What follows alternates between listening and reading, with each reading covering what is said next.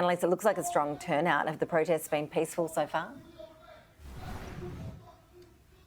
It has, Ash. They've been marching around the downtown area of Minneapolis. They started here earlier this afternoon. A number of school students joining this crowd and walking out of classrooms as a sign of protest. This is a movement that has captured not just the city of Minneapolis, but of course the entire country during the coverage of this trial. It's been streamed live here from the courtroom in Minnesota. Now, that's never happened before in the state's history, but they felt like they needed to, given there was such restricted access during the COVID-19 pandemic. But what we are seeing is fear that if there is a guilty verdict that comes through, even on just one of the charges, if it's not the full 3 charges, that we could see violence erupt on the streets like we saw last year. 1,300 buildings were damaged, 100 destroyed in those riots after George Floyd died. And this is where we've seen the warning from the authorities here against that. But when it comes down to the arguments from court today, we heard from both the prosecution and defence over 6 hours of closing statements, much longer than anticipated, taking up most of the day.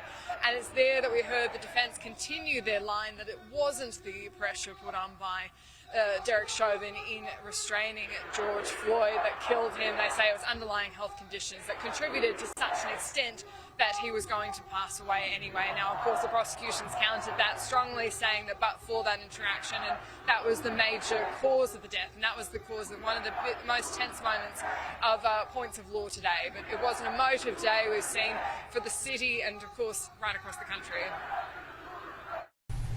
That Mr. Floyd died because his heart was too big. You heard that testimony. And now, having seen all the evidence, having heard all the evidence, you know the truth. And the truth of the matter is that the reason George Floyd is dead is because Mr. Chauvin's heart was too small. In this case, the totality of the circumstances that were known to a reasonable police officer in the precise moment the force was used demonstrates that this was an authorized use of force, as unattractive as it may be. So, Annalise, do we have a sense in terms of how long the jury will be deliberating?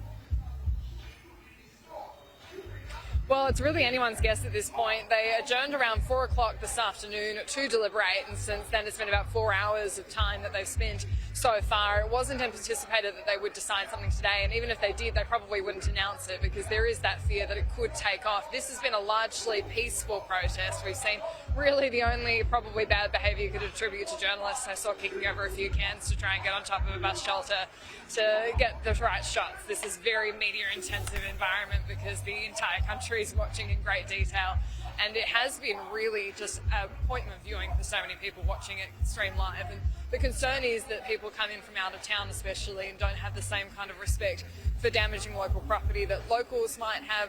The governor of Minnesota has spoken about this today, saying that he wants to find an outlet for people to protest regardless of the outcome, because regardless people will be upset, but he said that there needs to be a safe way for people to express how they're feeling. Well, we got to stay on the street, and we've got to get more active. We've got to get more confrontational. We've got to make sure that they know that we mean business. Now that we have U.S. representatives threatening acts of violence in relation to this specific case, it's mind-boggling to me, Judge. Well, I'll give you that Congresswoman Waters may have given you something on appeal that may result in this whole trial being overturned.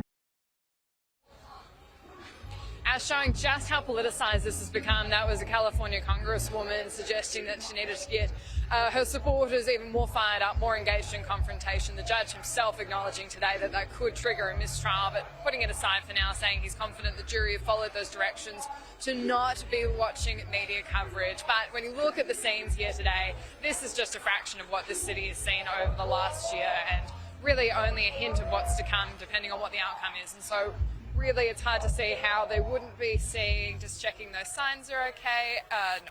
This was really a hard time for everyone to manage so many different moving parts. And so this is where the authorities are really pushing back on the idea that the jury wouldn't have seen any of this and it wouldn't be influencing them. The defence has been quite particular on that point as well. But that will, of course, all probably hit the appeal court regardless of what the outcomes are.